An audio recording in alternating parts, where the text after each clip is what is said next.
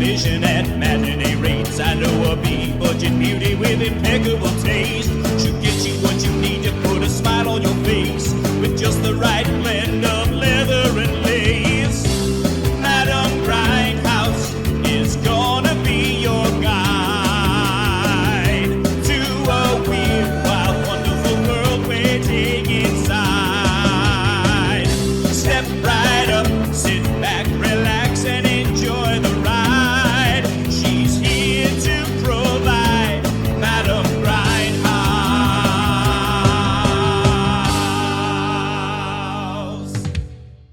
Hello, my little sprocket friends and cinematic masochists. It's me, Madam Grindhouse, your cinematrix of the silver screen. After the release of Robert Rodriguez and Quentin Tarantino's criminally underrated Grindhouse back in 2007, which we will talk about in another episode, don't worry, there was a resurgence of interest in Grindhouse movies and along with it, an explosion of brand new exploitation fare across a variety of media. And it was only natural that some deranged madman would try to bring the aesthetics of the Grindhouse to TV. That madman was James Rowland, who, under his now-defunct blog name of Midnight Grindhouse, brought all the gore, sex, action, and general what-the-fuckery of some of the best Grindhouse movies, plus a little pointed social commentary, to America's TV screens in 2017. Tonight's feature at the Roxy, the beginning of our look at Blood Drive. Now, before we get started, let me make a couple of things clear. First off, we're going to cover every episode of this series individually, but we're not going to do it all at once. We're looking at the first episode today, and we'll be coming back to the others as time goes on. So if you want to see a complete look at the series, hit that subscribe button and the bell so you can be sure you won't miss those reviews when they go up. Second, while this was a TV series, it was a part of SYFY's late night schedule, and this show pulls no punches when it comes to anything. There's explicit violence, explicit gore, explicit sex, explicit language, explicit everything. About the only concession they made to being on basic cable was putting black bars over various characters' genitalia, but that's about it. So if none of that sounds like your bag, as always, the exit's right over there. Get up out your seat and get yourself a tasty treat down at the snack bar. Snack bar. It's intermission. The idea behind this show was that each episode would homage, or rip off if you prefer, a different type of Grindhouse movie. And the first episode, needing to set everything up, went with one of the easiest ones to hang an expository framework on, the carsploitation movie. You know, movies like Vanishing Point, the original Gone in 60 Seconds, and Tarantino's Death Proof. High-speed chases, crashes, dangerous stunts, basically redlining the engine and pushing the limits of what you can do with a car on camera. And the show's first episode, The Fucking Cop, doesn't waste any time in making it clear what the world of this series is like. The world is broken. No one has any food. Oil costs $2,000 a barrel, and the only way out of this shitty life is a secret road race with a $10 million cash prize. But there's a twist. All the cars run on human blood.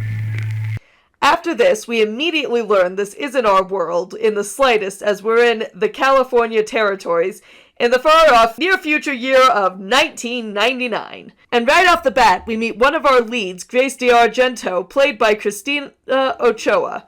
She's pulled off on the side of the road, doing some repair work to her car, when she gets accosted by a couple of dude bros. When she rebuffs the white guy's advances and drives off, said douche and his friends start chasing her, leading to a pretty kick-ass chase sequence. Eventually, Grace pulls off the road, having run out of gas.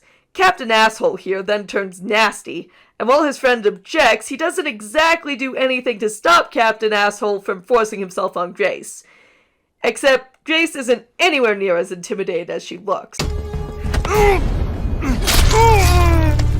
Ooh yeah, sweet catharsis. And then, he gets what he deserves.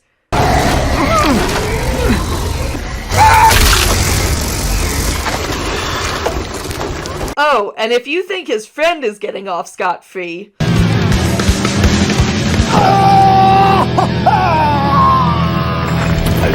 After the titles, we go to LA, where the city has gone to shit. And I mean, even more so than in the real world.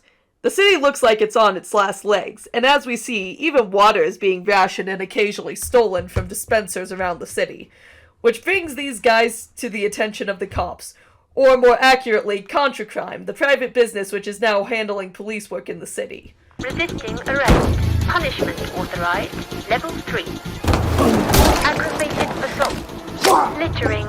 This leads us to meeting our other two leads, Arthur Bailey, played by Alan Ritchson, and Christopher Carpenter, played by Thomas Dominique. Well, yes, they do work for Contracrime. Both are just slightly better at their jobs than the thugs, which seems to make up most of the force. Arthur spots some weird marks on the water thief's arm, which Chris thinks are just puncture marks from shooting up the drug Red Rapture. You can't shoot this stuff, doesn't work that way. Sir, what are those marks on your arm? Arthur, he's a junkie. Those are track marks. Heroin hasn't been around for years. When asked, the junkie says he doesn't know who runs the place which gave him the marks, but after Arthur lets him run off with the water, he points them in the direction of a warehouse elsewhere in the city. Meanwhile, Grace arrives in L.A.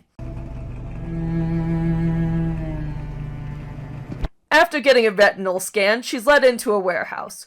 We then go back to Chris and Arthur's precinct, where we learn that Arthur, unlike the rest of his fellow officers, still believes in the whole serve and protect thing, as opposed to his sergeant, who has her own method of assessing productivity. This is the only thing that'll impress me. 10 teeth by Friday, or I'll have yours instead. We get a little more world building in that the reason everything seems to have gone to shit is because of an as yet unspecified disaster. Also, the age for being legally tried as an adult is now 13. Arthur nearly ran afoul of this when he was a kid, except the cop who caught him stealing while trying to get food cut him a break. So Arthur became a cop and is pretty much fighting a pointless war trying to make the world a better place. Yeah, we're gonna come back to that as we go through this series. Arthur and Chris decide to check out the warehouse, and they find the best party ever going on. Grace is in attendance, and then we meet the greatest character ever seen in the history of television. Ladies and gentlemen, bastards and tramps, bloodsuckers, motherfuckers, road trash and vamps. To the queers and the strange, in the crowd and on the stage. To the violent, the malevolent, and those seeking the grave. Welcome home!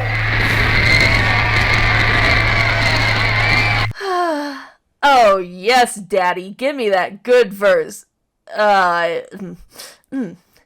Sorry, moving on. Julian Slink is the master of ceremonies of the eponymous blood drive, and much to Arthur and Chris's shock, the cars in the race get immediately refueled. And we know what that means by now, don't we, gang?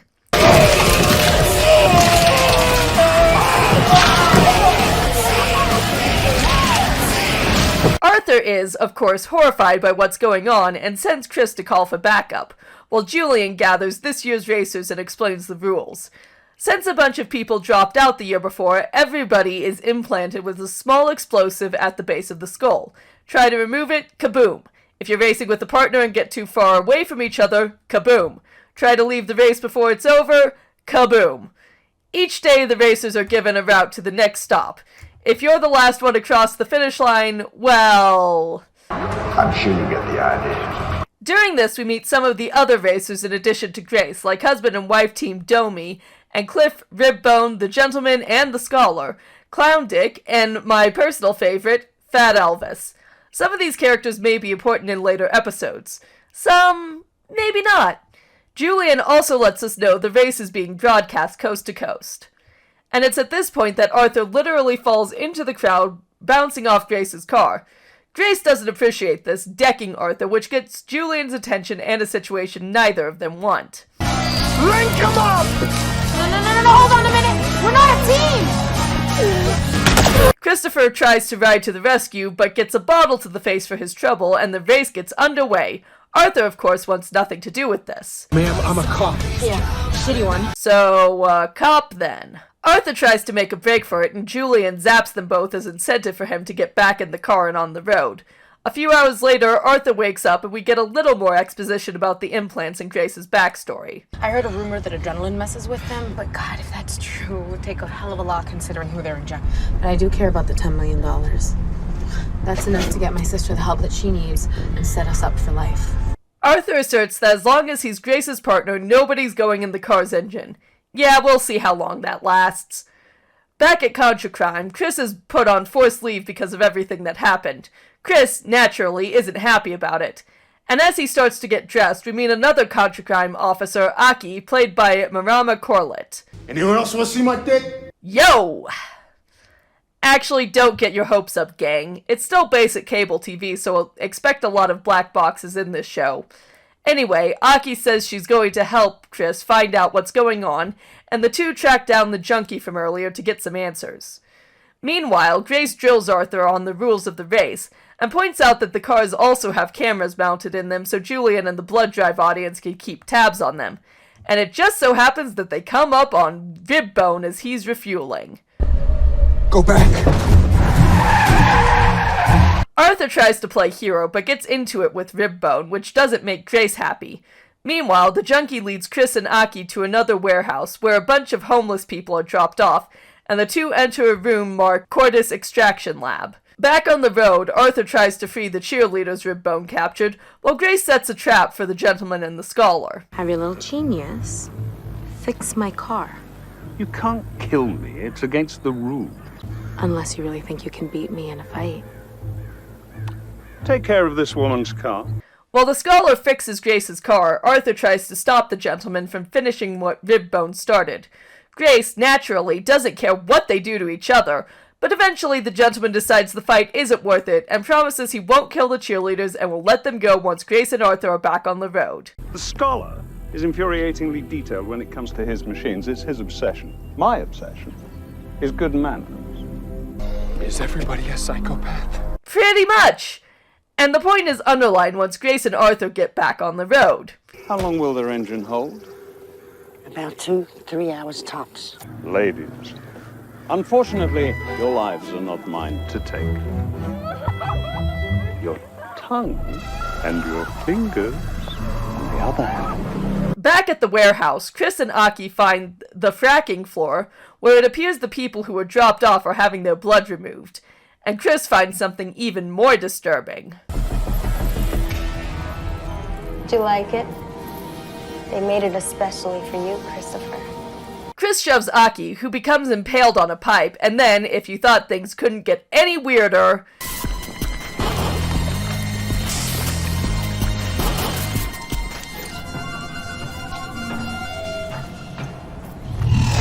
Hi. Forget the fracking tubes. It's gonna be too much fun. We go to the finish line, where most of the racers have either arrived or are arriving. Plus bonus public fucking. The sabotage the scholar did causes Grace's radiator to blow, allowing him and the gentleman to blow by them, followed by Ribbone. After Arthur, refills the radiator, they start racing hellbent for the finish line, but they've lost too much ground and there's no way they aren't coming in last. But Arthur remembers something. Didn't you say adrenaline can short out the bombs? Barbie, there's no way that we can get enough to... Oh yeah, gang. We're going there.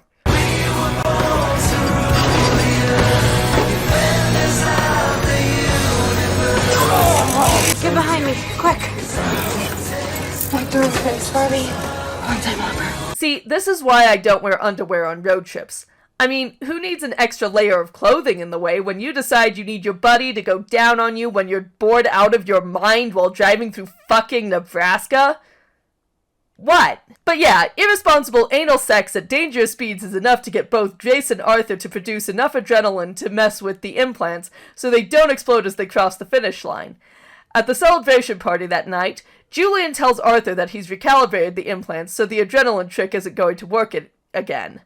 I let you live because I enjoy a good show. Julian gives Arthur his card, and Arthur finds a logo for Hart Enterprises on the back, which, if you were paying attention, was also on Christopher's nameplate at the fracking floor, and everywhere else.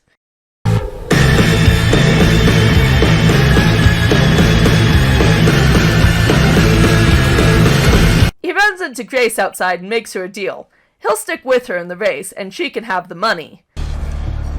Just promise me one thing. What? We're gonna see every one of those psychos behind bars. Welcome to the blood drive.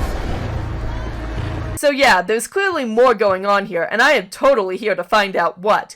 The fucking cop lets you know exactly what you're in for right out of the gate and doesn't let up.